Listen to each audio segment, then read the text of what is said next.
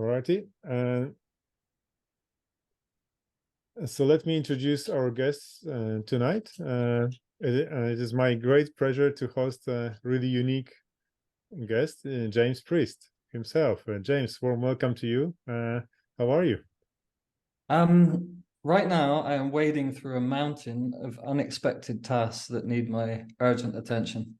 So I'm lacking sleep. I'm deeply challenged. It's also got some personal implications for me. So it's not easy in many respects. And on top of that, a very full autumn. So all in all, I'm amazed and grateful that I'm well and managing. Okay. But I'm currently in this moment where there's no space for me for reflecting on things beyond what it is that have my immediate attention. And so part of me is looking forward to a future when those things are dealt with and I have a little more space again. So that said, I'm super happy to be here because it gives me an hour or so of not dealing with any of that and hanging out with you folks instead. So I'm looking forward. Awesome. So let me introduce you. Officially, I'm sure everybody is aware who you are and what you're doing. But James is the co-founder of and developer of Sociocracy 3.0. He spends his time helping people to get the best out of S3. Besides the development and delivery of learning journeys, he works with organizations to improve productivity, engagement, and increase business agility, and grow resilient learning organizations that thrive. Anything on top of this, James? Yeah, well, actually, where both the people and the organization thrive, that's poignant, I think, in terms of my area of focus. And finding the balance between those two, I think, is important, and also that there's a reciprocal relationship between the two. So whilst some organizations might be happy with their bottom line, with the way things currently are, in my experience, when people feel a sense of engagement, meaningfulness, and purpose in what they're doing, when they have the ability to influence and have a sense of contributing to a greater whole, then they're more inclined to show up and go the extra mile when necessary than they would otherwise. And so I'm an advocate for us being considerate of our needs as human beings, understanding that at the core of all organizations is the intention to meet human needs in some way, albeit that not organizations exist to meet all human needs. And I'm not making a value judgment on that, but we should bear that in mind, I think, sometimes. And yeah, in general, I'm seeking to bring more humanity and consciousness and intentionality into what we do, including in our collaborative endeavors with others. So that's what I would add to that. Oh, you're muted, Piotr.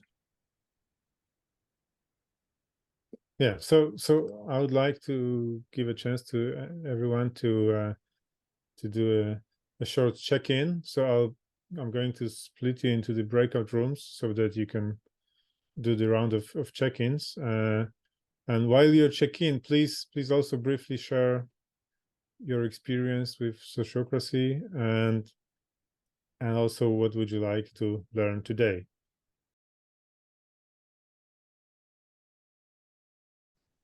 I think we are ready after the check-ins to jump into the mural. I shared the mural already. We'll be using the this for the Lean startup. For the Lean coffee. I'll just share my screen for 1 minute to ask a couple of initial questions and introduce you to the mural in the first place. But feel free to join the mural because this is the way to ask questions tonight. So we have the unique chance tonight to ask James about the intentions, the promises, and the value proposition of Sociocracy 3.0. And a couple of things I wanted to start with, just to set the stage, is the kind of the classics that I found on the web page of Sociocracy. And maybe my first question would be to James, like, what is social technology in the first place, right? Sure. Well, maybe just to provide some foundation to the answer to that question first, it's important to clarify what S3 is, and by doing so, probably what it isn't as well. So one way to think about Sociocracy 3.0 is a collection of human behavior patterns that emerged over time through human cooperative and collaborative endeavors, and because of their success in certain contexts, prevailed and evolved over time. So when we developed Sociocracy 3.0, far from creating something new, what we were interested in was those lasting patterns that you could find in various methodologies and frameworks. We looked specifically toward sociocracy influenced approaches, which I can say more about during the call today, and also agile and lean methods and frameworks, to ask what are the kind of component parts of some of those different approaches that seem to be useful sometimes in some cases. So when we talk about social technology, that's what we're really referring to. It's like technology or patterns, practices, processes, guidelines that people have discovered and use in different contexts to achieve their objectives in some way. And so how's that, Piotr? Does that answer the question well enough? Yeah, thank you very much. And the next thing I found was the common sense framework, which is like close to the meaning making, the sense making, etc. So if you could do a brief introduction to what do you mean by common sense framework? Yeah, well, something I've discovered when I've been teaching S3 patterns since 2015 is people often say, this is kind of common sense, actually, isn't it? And I think it is, actually, only as the adage goes, common sense isn't so common necessarily. So a few years ago, we got together, myself, Bernard, and Lily, so they're my co-conspirators and co-developers of S3. At that point, I thought what we were going to do was to lay out some of the key patterns in Sociocracy 3.0 that are used most consistently and across the broadest spectrum of different organizations, and therefore have value in most cases. One of the unique value propositions of S3 is if it's not broken, don't fix it. So you pull in patterns according to prioritized areas of need, and it really supports a more agile approach to agile transformation or agile development in organizations by proceeding iteratively, taking a step at a time, understanding that when you make changes in complex systems, it leads to numerous unintended consequences. And if you're focusing on priorities and making those changes iteratively where possible, you can learn as you go and pivot and adapt based on what it is that you learn, rather than just like laying in an entire new system, which might solve certain problems, but often causes more problems than it solves. And I think that's telling. And you look at the statistics in terms of successful agile transformations today, it's not so promising, really. So the plan was to put together this basic framework of patterns. I was actually persuaded by Bernard and Lily at the time that rather than being that concrete, we should look at principles instead. And we actually have 7 key principles in S3, but our inquiry led us to these 10 principles for organization. For example, clarifying purpose, developing strategy. I think 2 that are really interesting are enable autonomy. So that's like free people up to create value as much as possible for themselves, remove unnecessary dependencies, but on the other side, identify and put in place ways to collaborate effectively to deal with unavoidable dependencies as well. So these are some examples, basically, of the principles that we laid out in the common sense framework.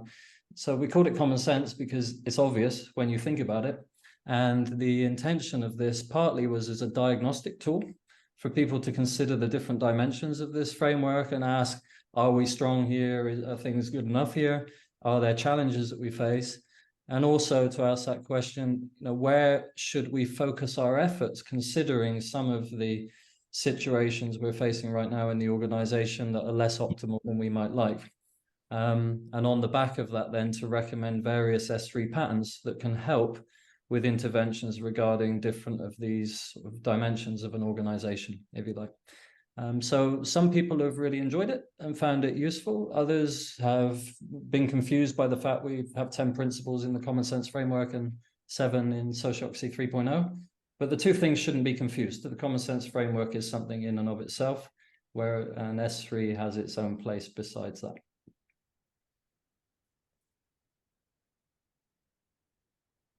Okay.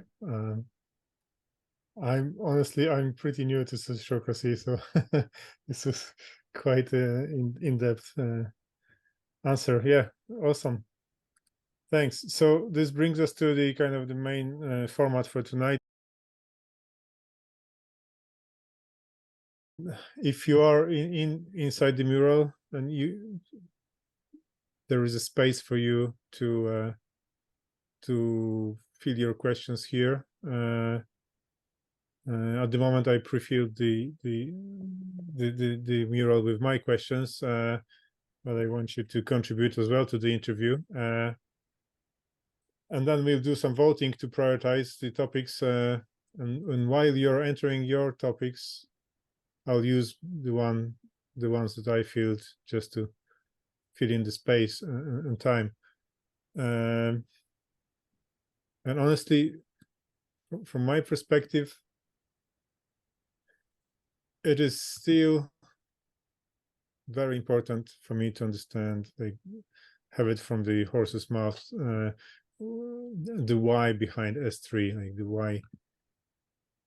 why so much hope and so much energy James puts into S3. So what's your motivation for this on the core level? Okay, and you wanted me to jump in on that already, Piotr? Yes, please. Okay. Well, I think I already pointed toward that in some respects in my answer to the question about the common sense framework. But up until 2014, I was quite a fan of something called the Sociocratic Circle method. It was developed by Gerard Endenberg in the late 60s and early 70s in the Netherlands. He was an engineer. And he was interested in how to transform the family company that he inherited in a way that would harness the distributed intelligence throughout the system, increase a sense of ownership over decision-making, and basically distribute responsibilities and authority to influence throughout various domains in the organization, so that people had more kind of influence and autonomy on the operational end to make decisions and for those decisions then to influence their work. If you're not familiar with the Sociocratic Circle method, there's 4 principles they refer to them as. One of them is to double link an organizational hierarchy. So what that means is that when you, in a typical management hierarchy where you have influence flowing from top to bottom, when you double link in a system, then you enable team members to select representatives who participate as equal members in the making and evolving of governance decisions in the next higher level in the system. So you have bottomarchy, but you also hierarchy, but you also have bottomarchy as well. So influence is flowing from the bottom to the top. And in terms of decision making, Gerard was very much influenced by the original ideas that led to the term sociocracy, which I'll come to in a minute, which was basically the benefits of bringing more empiricism, reasonableness and rationality into decision-making, rather than being governed solely by people's kind of fundamentalist ideas, or whoever shouts the loudest, has the greatest hammer and so on, wins. And that we should pay a little more rigor to the consequences of our decisions and learn from that, and take this more empirical approach to applying that learning to continuously develop and improve. And so he introduced the idea of consent, and many of you might have heard of consent decision-making. There's a few different interpretations of what that means, but in the way that I understand that, and the way Gerard Endenberg originally proposed it, was that in the case that anyone becomes aware of an argument that demonstrates how proceeding in a certain way will lead to consequences somehow that are better avoided, or an argument that demonstrates exposure to risks and people don't wish to be exposed to those risks, or an argument, on the other hand, that demonstrates a worthwhile way to improve, then the obvious thing to do is to listen to that argument, because it's going to help everybody to have a better day. So consent decision-making was basically a process that invited people specifically to speak up and present arguments in the case that they thought doing so would reveal one of these three potentialities in terms of what was being proposed. So double linking was one thing, consent was another, selecting people to roles by consent within an organization was a third. So it was focusing on with whom the strongest argument lay to take a certain position within an organization or take certain responsibilities for a certain period of time. And the final thing was circles.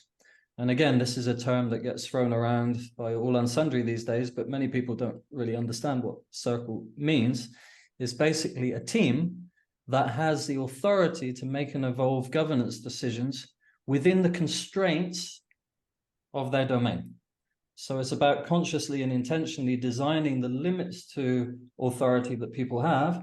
And within that domain, those people have the authority and the permission to make and evolve governance decisions together. So Gerard Endenberg was interested only in governance. So the Sociocratic Circle method was a methodology for governance in organizational systems. And it invited teams to shift from a managed team where the manager had responsibility for the governance decisions and the people kind of executed according to that, shifting responsibility to the whole team to make and evolve those decisions. So you still have the influence and the perspective and the experience and wisdom of somebody in a leadership or a management position within a team, but also you have the input of others as well. And there are many reasons why that's worthwhile considering in many cases. And I think one of the main ones is that two reasons. One, you're utilizing distributed cognition and distributed intelligence among the people involved in the team, and maybe externals that you invite in for certain decisions as well. But you're also creating a greater sense of ownership over those decisions. And one way to think about governance is it's a decision that somehow governs future decisions and actions. So when you make a governance decision, you're constraining people somehow in terms of their behavior, in terms of what they do and don't focus their time, energy, and resources on, and so on. And so when people have a sense of ownership over the constraints that they impose on themselves for the purpose of improving their effectiveness at achieving the objectives that they have, then this can only be a good thing. And having greater input from those people is also useful in that regard. So that was the Sociocratic Circle method. Why Sociocracy 3.0 then? Well, basically because I met Bernard Bockelbrink, he's a developer and a former CTO, in a workshop I was running in 2014 in Berlin. And he came to that workshop and then another one the following day. He disappeared, and 3 months later, he sent me a link to a 149-page document, I think it was at the time, integrating his understanding of Agile and Lean with the Sociocratic Circle method, with the purpose of creating free learning resources for the tech industry to solve better the challenge of how to scale Agile to the whole system, not just having an Agile approach in terms of product and service development. And I was fascinated by Agile and Lean, which I had little experience of at that point. I was horrified by Bernard's interpretation of sociocracy in different ways. And so I said, hey, I'm coming to Berlin, let's get together. And that's how it began.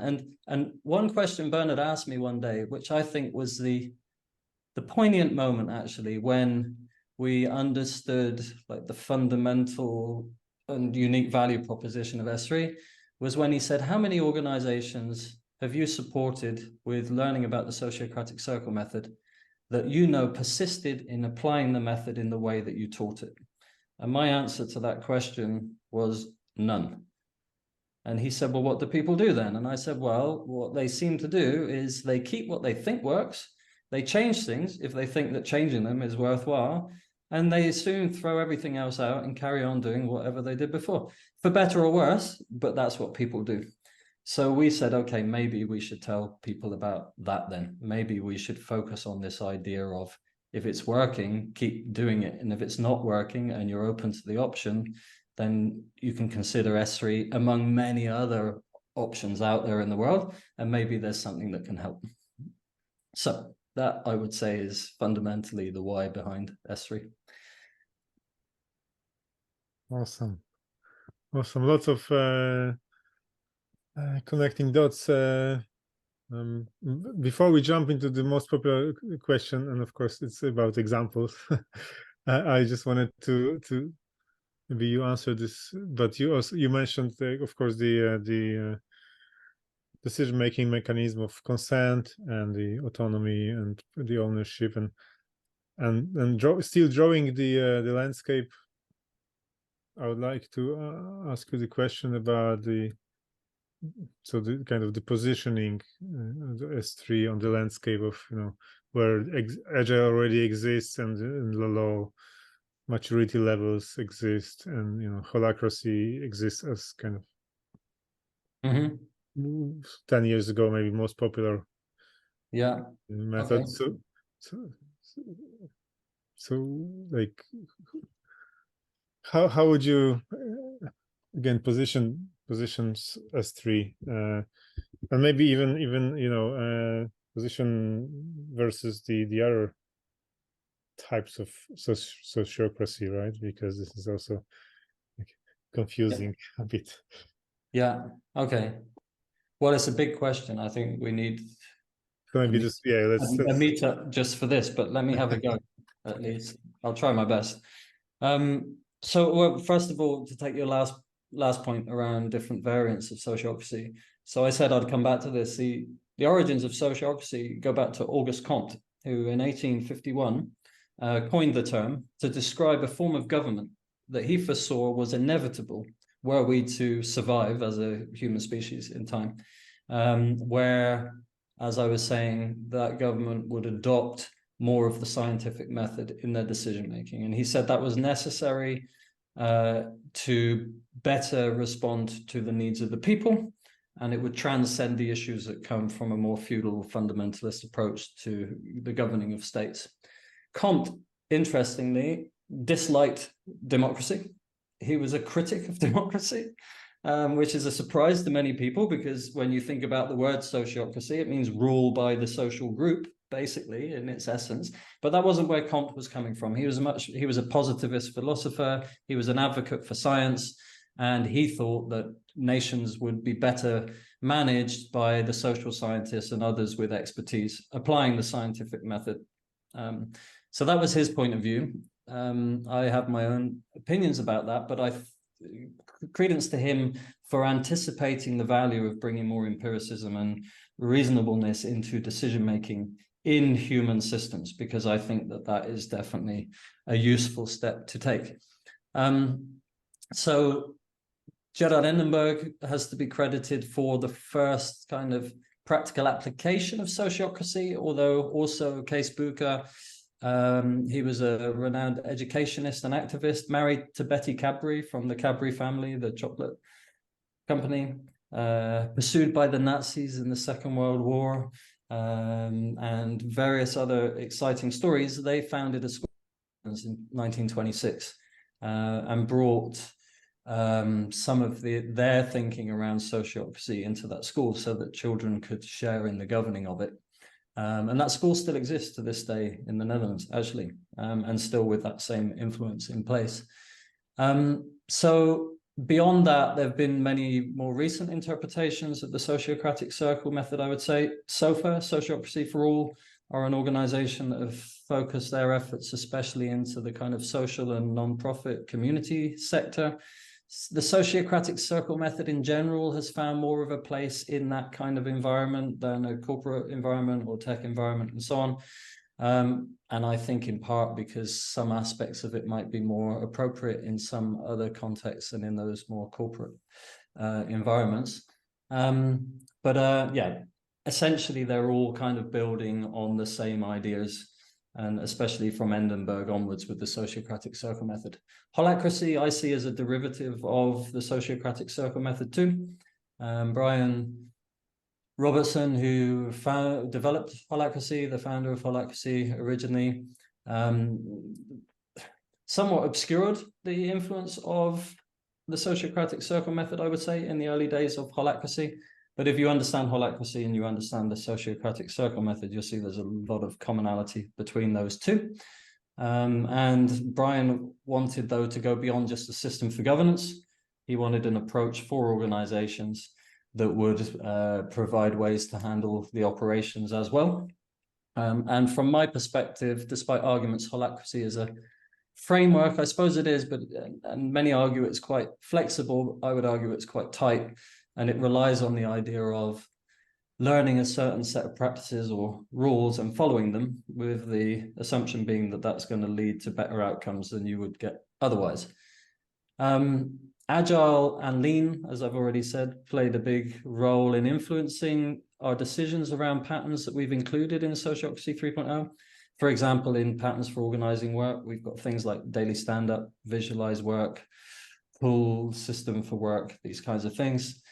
So many of the common practices that any of you familiar with Agile would recognize quite quickly. And the whole idea of Lean in terms of how do we make the best use of our limited time, energy, and resources, and focus on eliminating waste and optimizing processes is also a key part of what's influenced S3.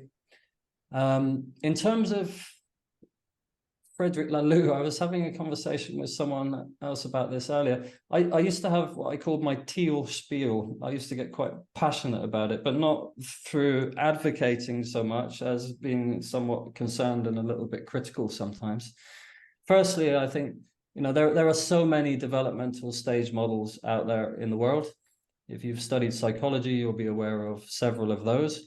And I think it's important to remember the map is not the territory.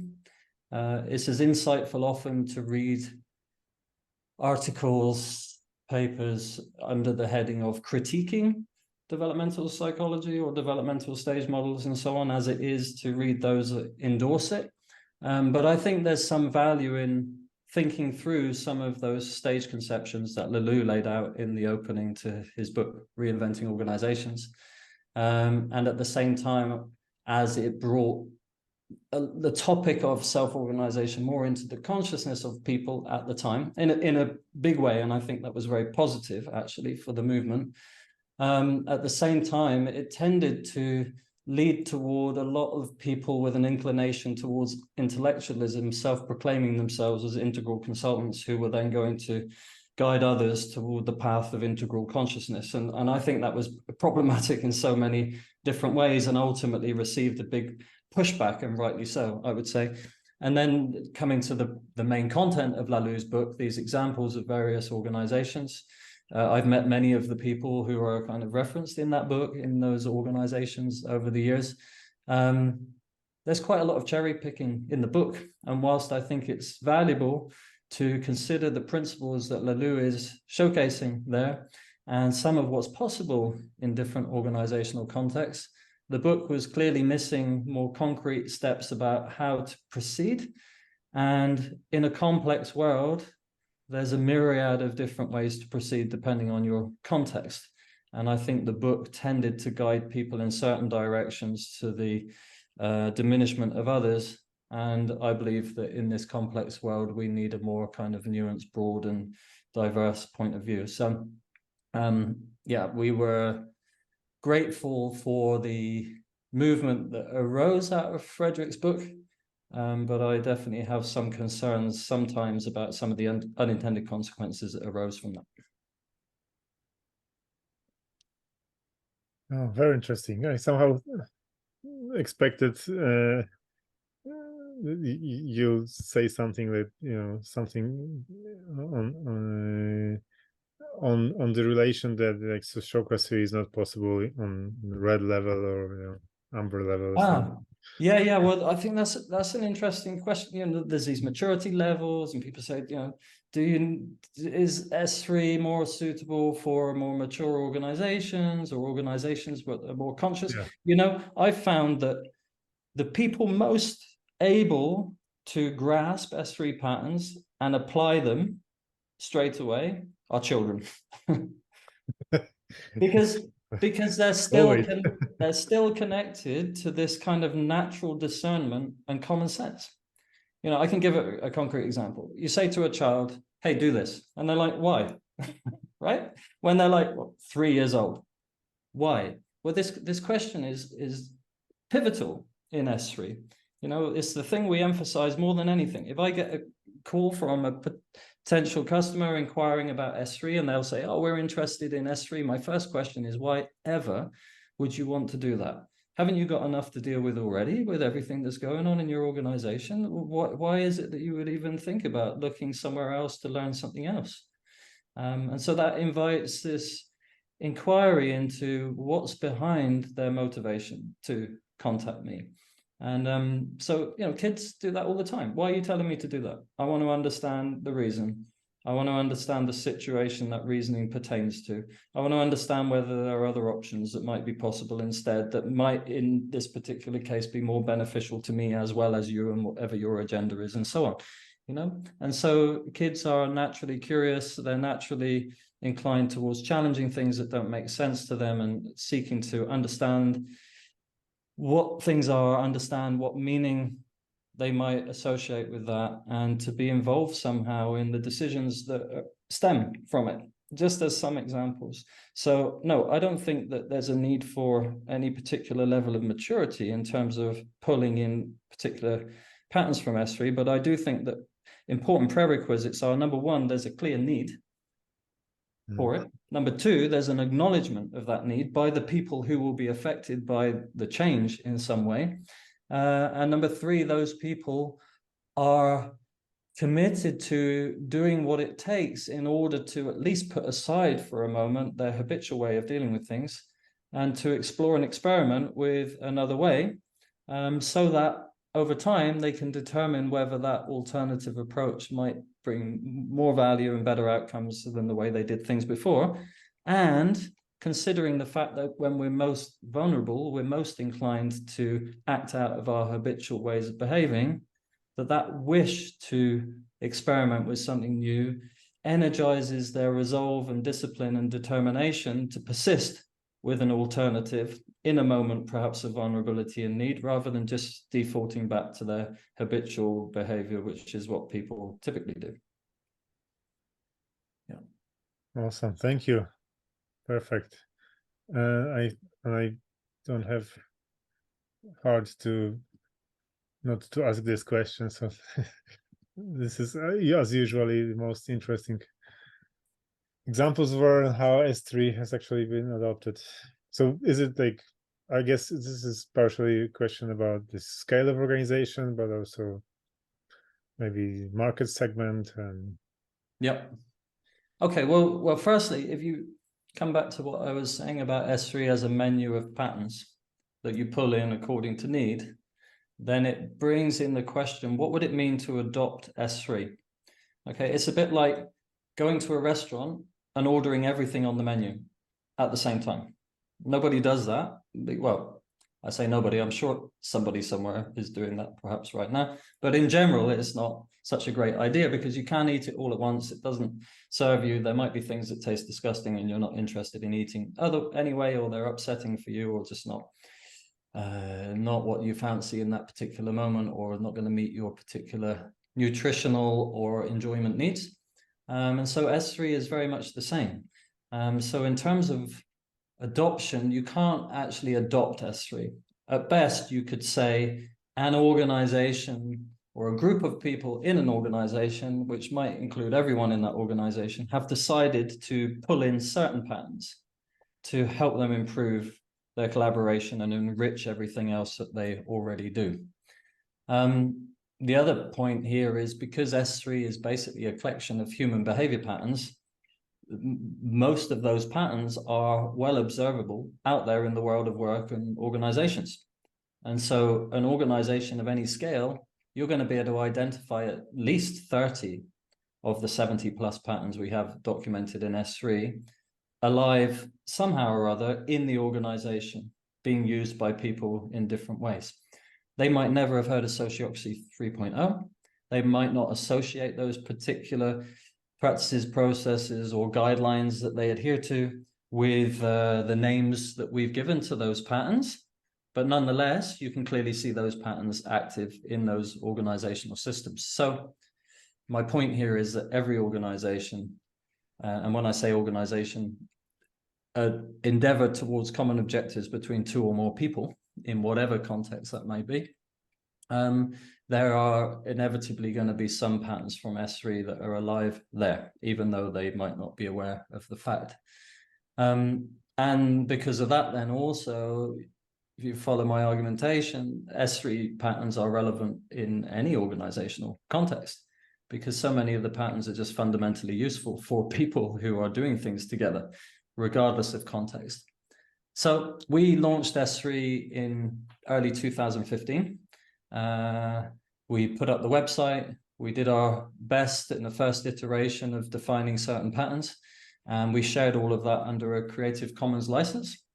And to date, as far as I know, there have been hundreds of thousands of people who have been inspired by that and pulled in patterns from S3 in different organizational contexts. And I would say that probably 99.8% of those people I've never met, spoken to, nor heard examples of how they're using S3. I just know that it's happening. In terms of our offer of different learning facilitation and training that we've provided, and for me personally, I'm a teacher. I love to teach and facilitate learning more than anything else. And if I'm invited to consult, then generally I'm consulting people on how to better learn how to help themselves than advising them specifically what to do. So we naturally attracted around 60% agile coaches and consultants from consultancy companies, independent consultants and so on, with interest in organizational development and improving collaboration and agility in organizational systems over the years. And we've supported them in their learning journey with S3, many hundreds of those people. And of course, they have their own customers, and so they've had an enormous influence as well.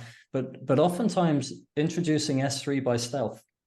You know, if you're in the United States, for example, you just utter the word social, you don't get past that before people's alarm goes off. They're like, wait, is this some kind of socialism? What is this? There's a lot of anxiety around that term. You don't really need to talk about Sociocracy 3.0 at all to introduce people to patterns. You can easily bring things in a language that people are familiar with, that's non-confrontational for them as well. And so there are many, many people in the world who are introducing S3 by stealth in that way because they anticipate it will be more effective than being explicit about that. And I'm totally fine with that. In terms of which context, then, we focused initially on tech, primarily with this wish to support people to learn more about how to scale agility, not just on operations, but also in terms of governance as well. I mean, taking that iterative and incremental approach to making and evolving governance decisions in systems. I think I lost my point there, but yeah. And I'm aware of people in every conceivable type of organization, except terrorist organizations. We work with secret services, but not with terrorists, so far as I know, at least. But beyond that, in every context, whether that's communities, nonprofits, educational establishments, including schools, tech, pharmaceutical companies, finance, the list goes on, building companies, landscape companies, yeah. Everywhere. I'm really curious how people in the organization find S3, how they would describe their experience with it, especially like compared to most popular transformations companies do. Yeah.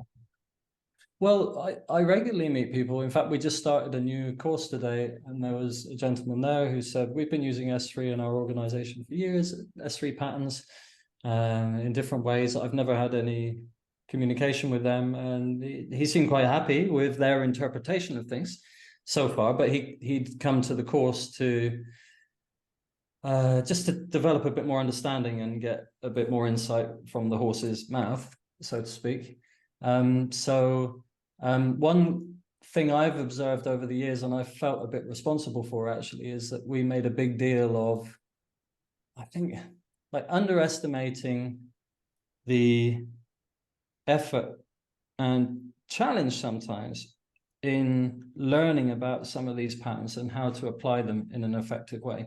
And any of you who've ever supported others in learning before will know people will interpret information through the lens of their current understanding and paradigm. So you can utter words and phrases and pass information to someone else and think that the message has been delivered and received in the way that you intended.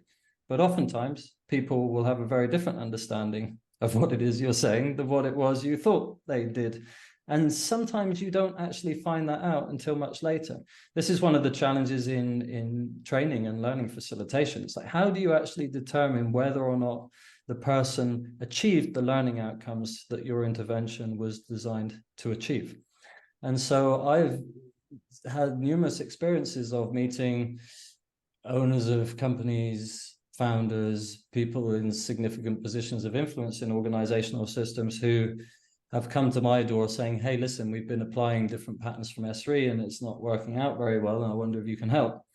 To have a conversation with them and discover how they interpreted things, how they applied those different patterns in different ways, oftentimes completely misunderstanding the spirit of a pattern or how to apply it effectively, or applying patterns when it wasn't really necessary or relevant at all.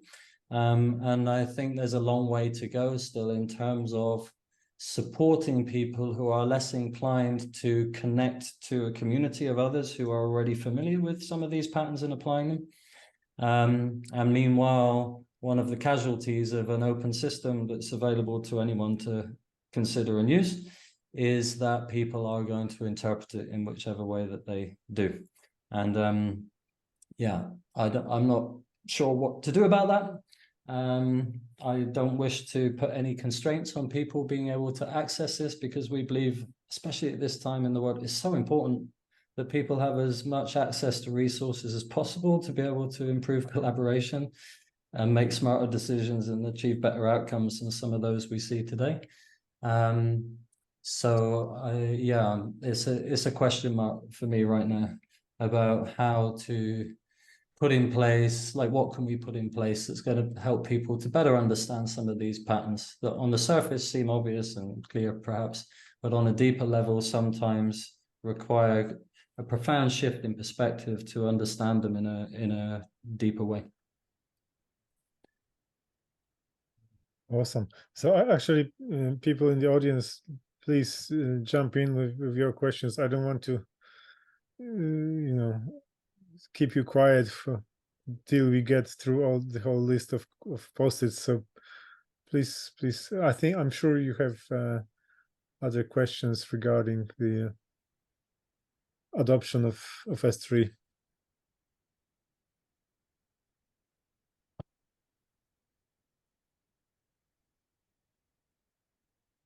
If not, then maybe, because I'm really curious, like so you're saying there's no, okay, so this is something that's really interesting.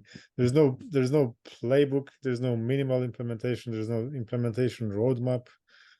People are happy to implement practices on their own, and Well, this is very much different from from the scripted and transformations, and the transformations based on playbooks, right? And sure. where they Yeah. measure maturity, they measure the progress, and they've got lots of statistical measurements to say which are the areas for intervention, and so on and so on. So I'd like to understand more about, Yeah, I think I hear a question in what you're saying there, Piotr. So until now, we haven't developed a roadmap. Nonetheless, I have a roadmap in my head. And when I say roadmap, I mean a system of the most common patterns that, in my opinion, are going to be relevant and useful for people, whatever their organizational context. In S3, we have 6 key concepts. Driver, which I think is a unique value proposition of S3. Domain, governance, operations, agreement, and objection. These are the 6 concepts currently. I personally think we should consider adding contracting as a 7th. It's kind of, but it comes under the umbrella of agreement. But I think it's useful to understand that consciously or unconsciously, organizations are basically a system of agreements between people, aka contracts, around who will do what and for whom. And oftentimes those contracts are made without so much like consideration or negotiation. Perhaps they're often based on people's like habitual ways of dealing with things, their assumptions about how things should be handled, rather than looking specifically around how can we agree, or what should we agree together, in terms of who's responsible for what, in terms of which resources are allocated to whom, in terms of expectations, in terms of metrics, and so on and so forth, to develop those agreements in a conscious way. And so in S3, the concept of domain is basically used to refer to a distinct area of responsibility and authority in an organization. So it's nothing new. People in all organizations distribute responsibilities and authority to influence throughout the system in various ways.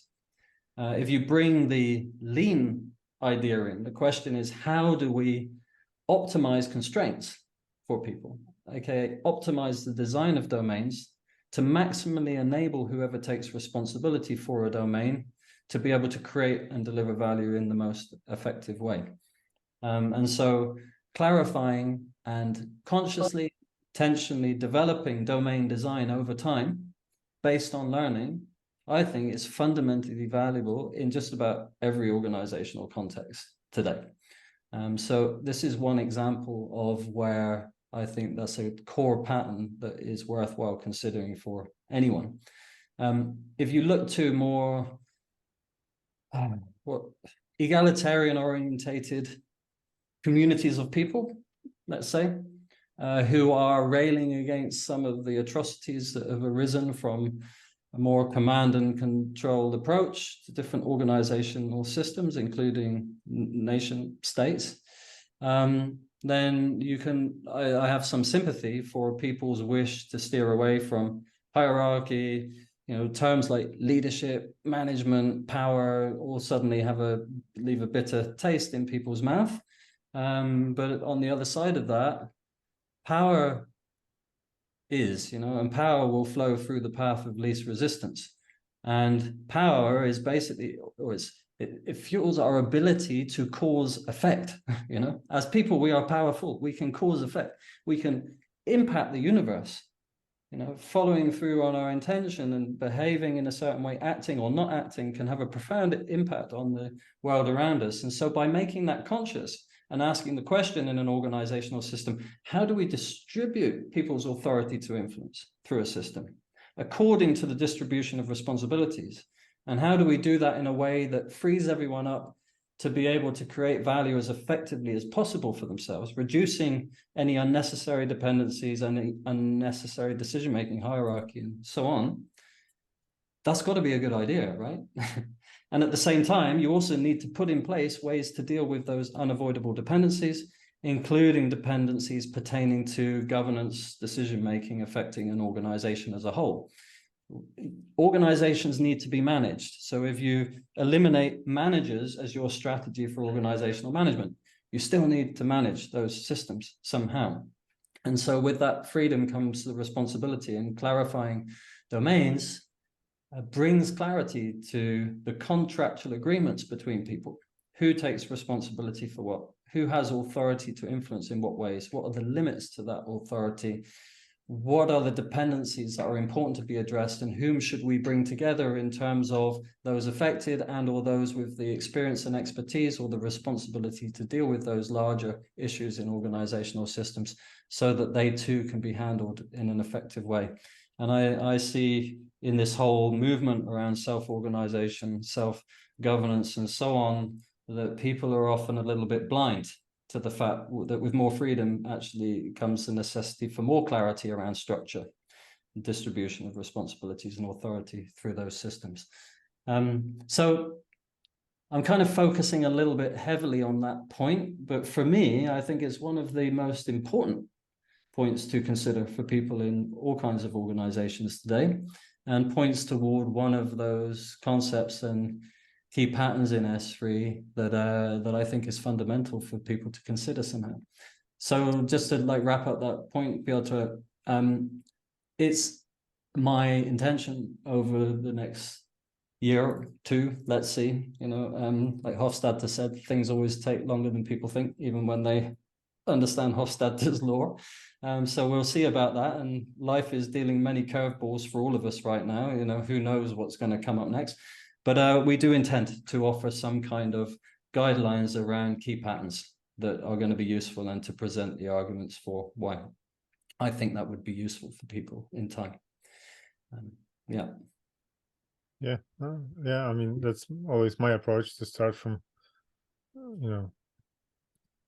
even instructing on the first steps, to then observing the emergence of more complex behaviors, right? But this scripting the first steps, honestly, I don't mind scripting the first steps, even if it sounds a bit too managerial or whatever. I saw it in action, and it's actually been valuable. Yeah, you need to be a bit careful, I think, because the moment you lay out a roadmap for people, then rather than thinking for themselves, people might be inclined toward following the roadmap. And who knows where following that map's going to lead people, and who knows whether what's in that roadmap is actually suitable or appropriate for those people and their needs right now. And so this is a bit of a tricky conundrum, I think, because you can't avoid that some people will do that. You can say, read this, consider that, but whether people do or not is a totally different story.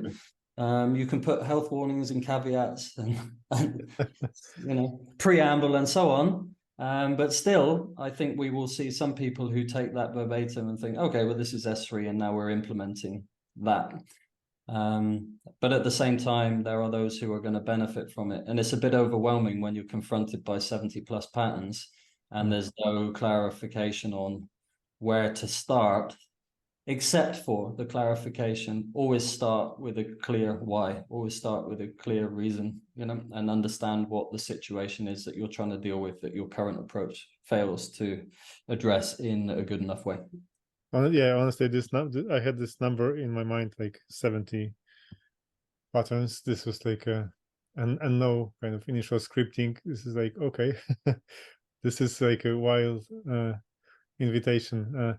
But anyway, let's.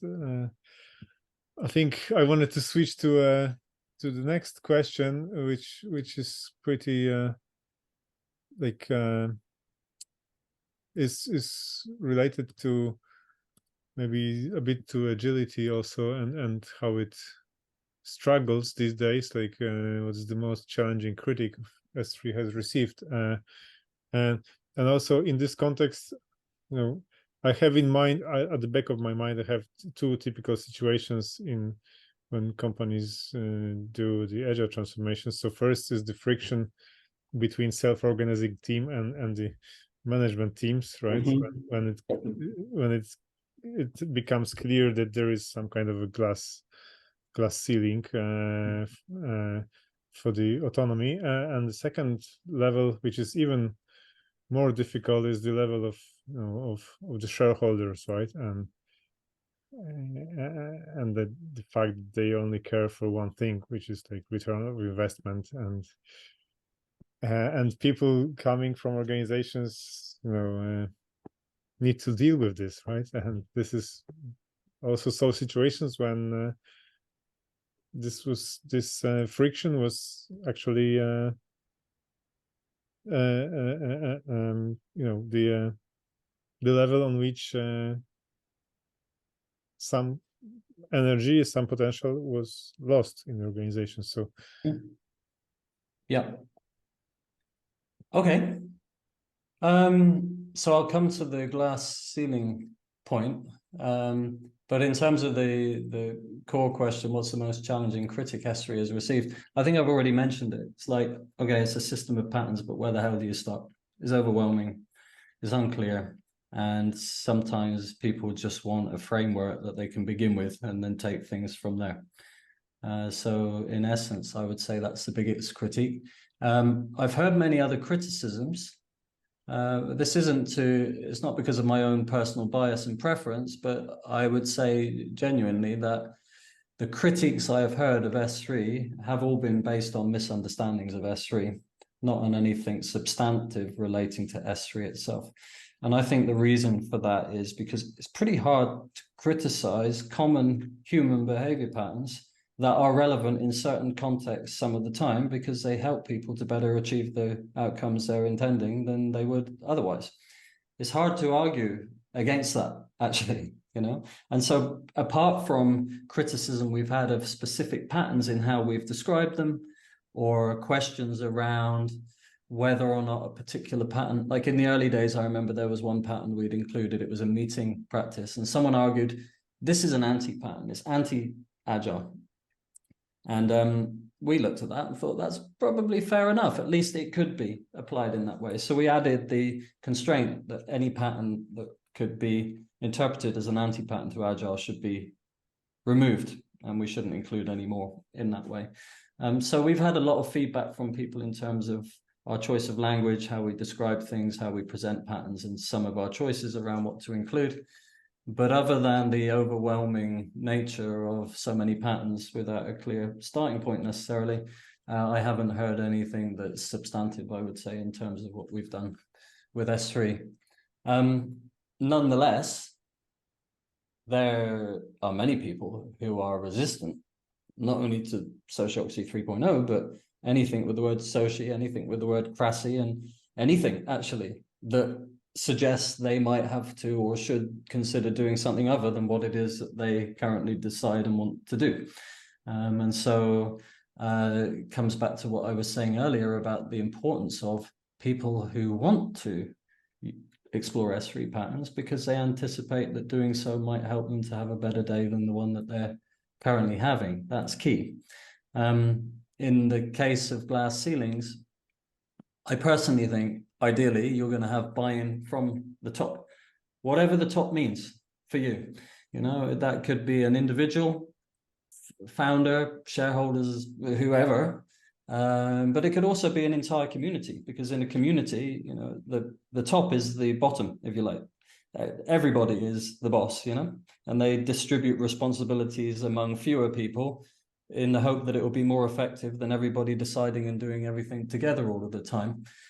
So if there is resistance at the top, if there's a lack of experiential understanding and appreciation for why it's valuable, and oftentimes when people other than those who have overall, well, oftentimes but not always, overall accountability for what ultimately transpires in the organization, but at least overall influence in terms of what happens in that organization. If there's not buy-in at that level, then at some point, an individual or group of people can make the decision to turn the wheel, make a big pivot, and undo all of the good that was done before. And I have many stories I can share about that, but one that stands out for me right now was a software company. They provided software as a service in the finance sector. They had a development department, team of developers of 45, I think it was at the time. They had been making a lot of moves toward bringing in several S3 patterns over some time. They had a consultant who was supporting them, who was a personal friend of mine, who had trained with us and who had a lot of complementary skills that meant they had a very deep understanding of many of the patterns in S3. And I saw a radical improvement in that organization over about a year and a half. And at some point, there was a change of CTO. And the CTO was, well, I don't mean this in a derogatory way, but I would use the term radically egalitarian, who thought that certain aspects of what the teams were doing was too bureaucratic and that should all be removed. And at the same time, on the senior management end was someone else who was an advocate for a more traditional way of organizing and wanted more bureaucracy, more structure and constraints. And that conflict basically just pulled the rug out of the people's efforts. The consultant left. In fact, there was 3 external consultants who were supporting at that point, and this internal guy, he left, and the whole kind of experiment fell down. And sadly, many other people in that department also left, because I think they committed the biggest atrocity, and that's false autonomy. When you give people the impression that they have power to influence, when they step into that position and are able to take more responsibility for the decisions and the outcomes that they achieve, and then you take that away, then you destroy trust, you destroy psychological safety, and you really take the wind out of people's motivation and enthusiasm to give their best to the organization at all. And so, yeah. Well, that reminds me, one other multinational organization of around 140,000 people who began like digging into Agile back in 2008, not with me, but with a friend, an associate of mine. And they ran several programs training Agile coaches at the time. And then there was a change of management. That program was removed.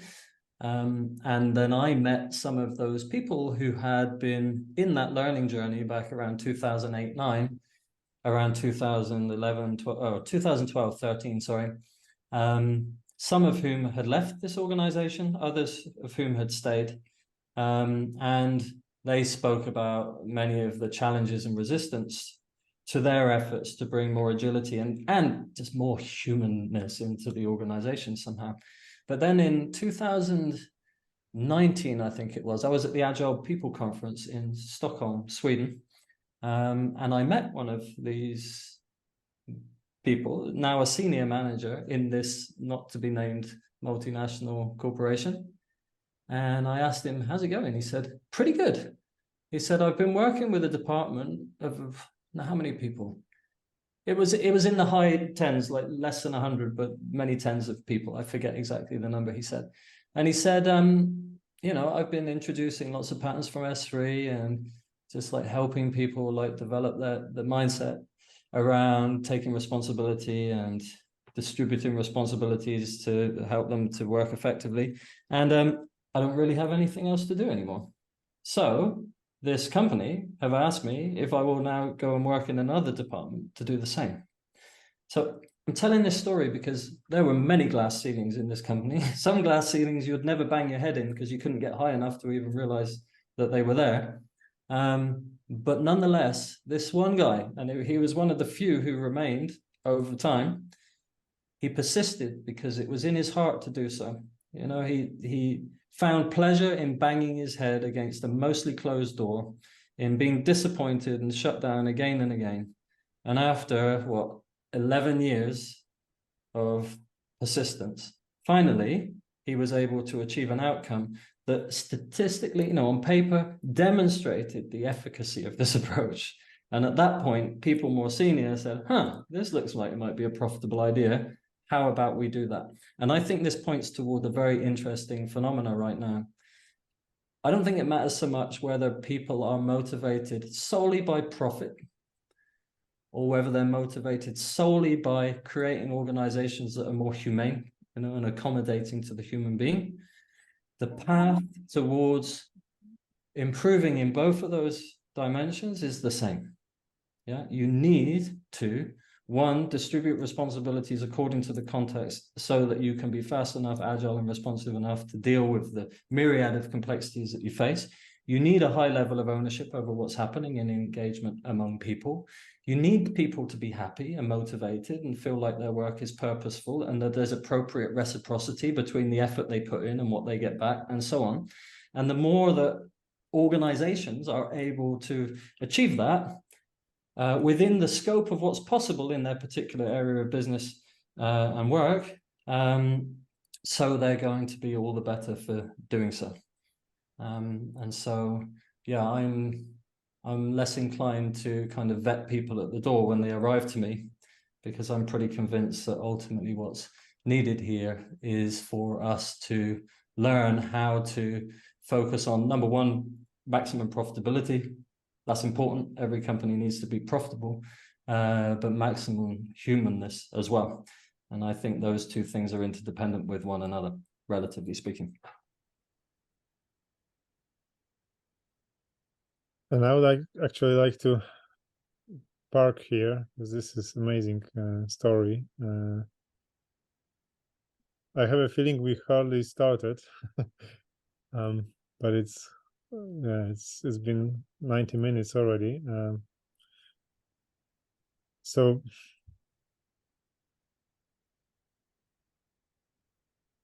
I don't want to keep people too long, and especially you, James. I don't want to keep you talking for your whole evening.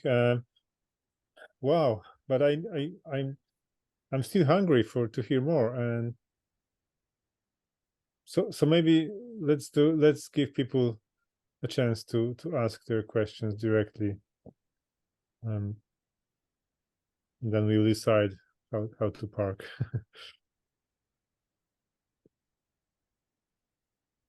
Okay, well, I definitely have time for one more question if anyone has one, before I go back to wading through my life of challenge right now. Hi, James. It's just a question of how to learn more, where to go to learn more, and connect with others that are applying this today. Sure. Okay. Well, there's a few options there. So we have various websites. There's the Sociocracy 30 website, sociocracy30.org. And if you go there, you will actually find reference to all of the other websites that we have as well. There's the S3 Online Learning Community. There's the S3 Academy. So I think those are probably the three main places to go. And there's also the online practical guides. So that's where you can find the latest version of the Sociocracy 3.0 practical guide. Again, that's linked from sociocracy30.org. The patterns.sociocracy30.org website is currently out of date, in that we are working on a major update. And typically we do that iteratively, a small release at a time. However, we are changing some fundamental aspects of S3 that have an impact on 20 plus of the patterns that we've described there. So right now, the most up-to-date content we have is in the academy, because obviously we have people coming through there. That's not a pitch for selling our courses. We do run various courses there. They have a good reputation among people as being unique and exceptional learning journeys that are unprecedented in people's experiences of learning journeys before, which is pretty cool, and I'm happy about that. But there's also, if you want an introduction or to introduce others, there's also a free course there, a couple of hours, Discover S3, that covers the basics. And in the online community, you'll find many articles by ourselves and others, and conversations over the years there. That community right now is a little bit de-energized, and that's mainly down to Lily and I, because we set it up in early COVID times. Everyone was enthusiastic and hungry for connection. Like you said, Piotr, I think these days, despite our mainly online presence, communities are really important. But as you probably know as well, that takes time and effort to energize. And this year has been a particularly difficult year for me personally in different ways, and for Lily as well. So we have put less effort into that. But nonetheless, there's a lot of information there that's going to be helpful for you. And of course, if there's ever anything particular you're curious about or want to know, just reach out to me. I'm happy to connect with you and share what I can as well. Thank you.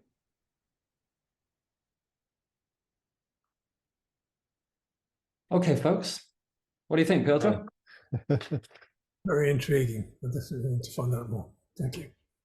This is just a, this was like the first free peel, Now it's the real work to be done.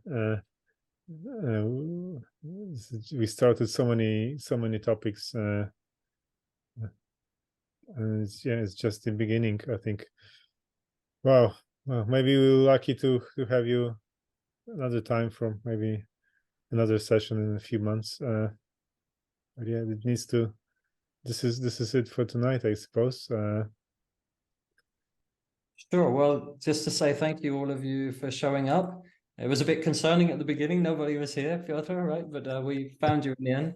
So thank you for your participation, your patience and time in listening to me, and for your questions as well. And I really wish there's something from the session tonight that you could take out there in the world and immediately start applying tomorrow. Because right now we probably need a collective effort on dealing with the challenges that we face. I don't know that anyone's coming to save us, and we're probably the ones we've been waiting for. So I wish you well with that, and thank you for whatever efforts you're already making and whatever efforts you make next as well. I'm with you, and yeah. So thank you. No, thank you, James, for sharing. Thank you. And thank you, Piotr, for arranging this. Yeah. No, you're welcome. Yeah, absolutely. So yeah, keep up the good work. And somehow stay in touch. So thanks, ladies and gentlemen. It's my pleasure to host James Priest, co-creator of S3. Good luck to everyone, and have a nice evening, and stay in touch, hopefully. See you. Take care. Thank you so much. Thank you. Bye-bye. And thank you, Bye. Piotr. Very nice to meet you. Thanks for hosting the call and for the invitation and the platform. Absolutely. Oh my God, so many follow-ups. Well, anyway, we need to cose up tonight. Cheers. Take Okay. care. See you guys. Bye.